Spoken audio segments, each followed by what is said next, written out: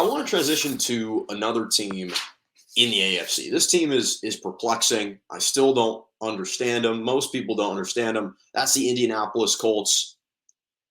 And the debut of Jeff Saturday, his first game coaching in the NFL, leading the Indianapolis Colts to a stunning 25-20 victory over the Las Vegas Raiders at Allegiant Stadium in Las Vegas yesterday.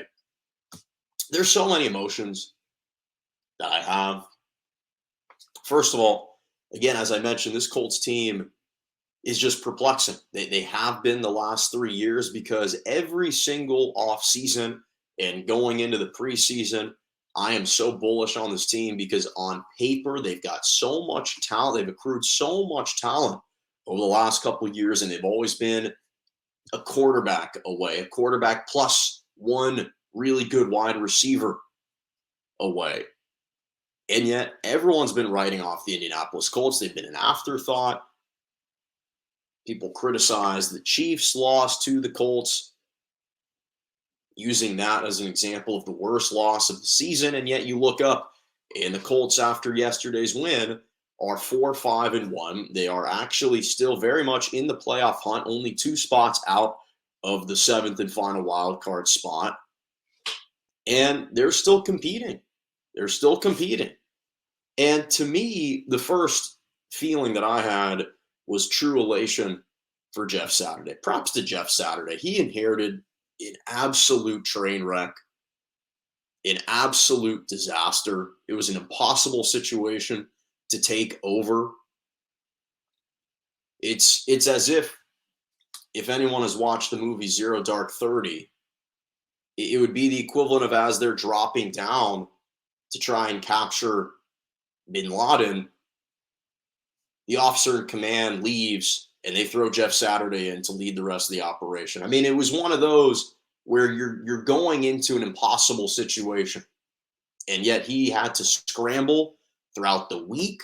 His offensive coordinator, Parks Frazier, had never called a game in his life. He was thrust into the offensive coordinator position. He was rallying the team, and yet he rallied the team, and he somehow restored confidence in the team. He reinserted Matt Ryan into the starting lineup, which I do think was the right move to show those vets that you do truly want to win football games.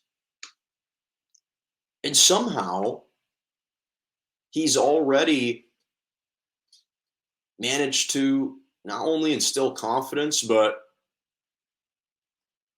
he's managed to already influence the way that this team plays. They're a much more disciplined team all of a sudden. They played with more discipline.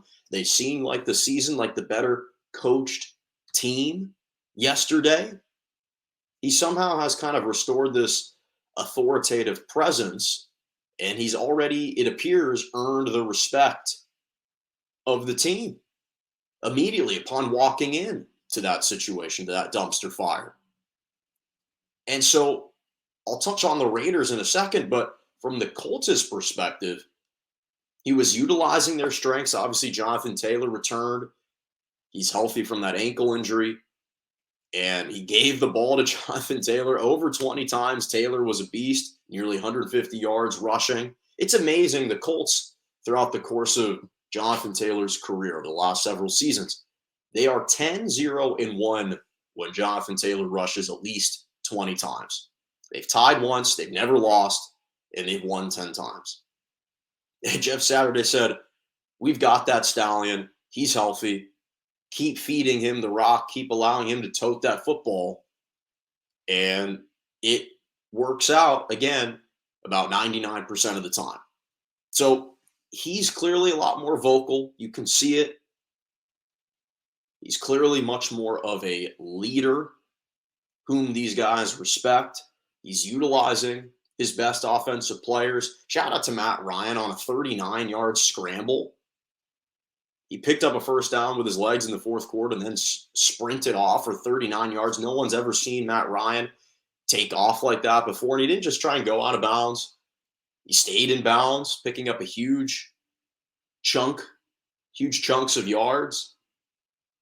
Shout out to him. They had more first downs, more yards. They were better on third down, more rushing yards. This wasn't a fluke win for the Colts. They were dominant. They were the more dominant team from start to finish. It's as simple as that. So this wasn't a last second Hail Mary type of situation. They thoroughly were in control for the majority of the game. Yes, the Raiders led 20-19 at one point briefly in the fourth quarter, but the Colts were very much a part of this game from start to finish. And again, we're leading it for much of the way. Now, I talked about the perspective from the Colts. Now let's shift to the Raiders. This is an inexcusable loss for the Raiders. I'm sorry. It just is. You cannot lose to the Colts in that situation. You're at home.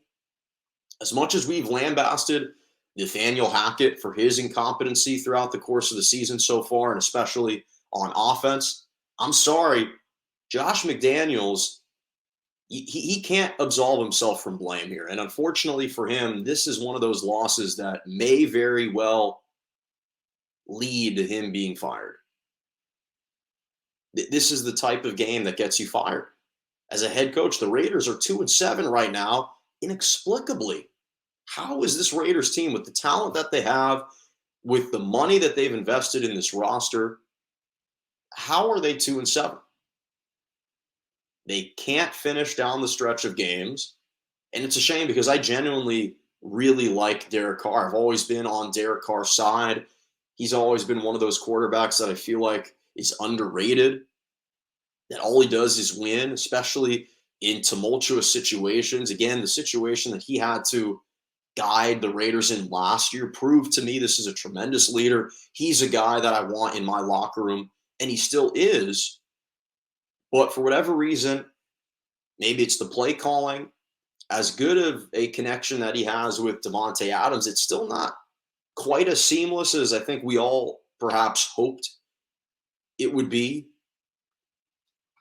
But Josh McDaniels, again, his previous track record didn't indicate that he was going to be a very successful coach.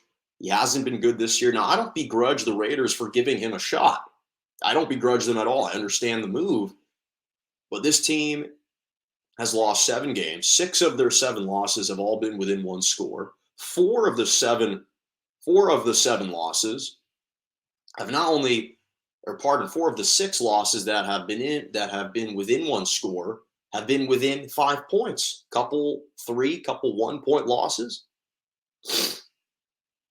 I mean, they've blown the most number of fourth quarter leads this season.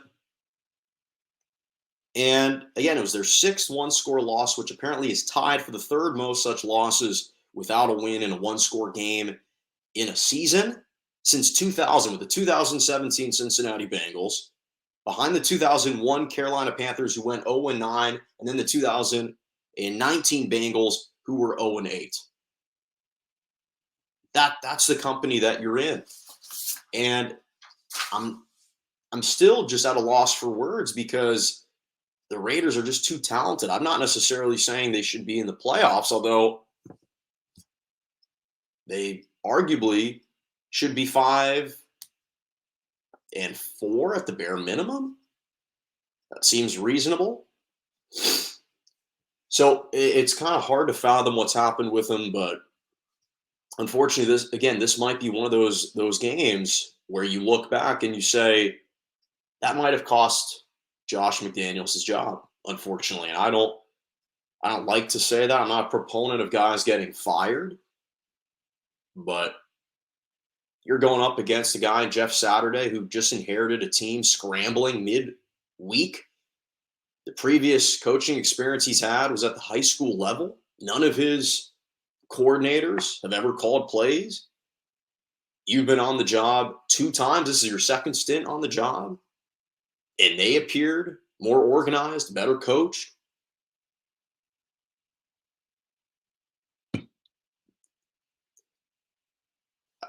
Again,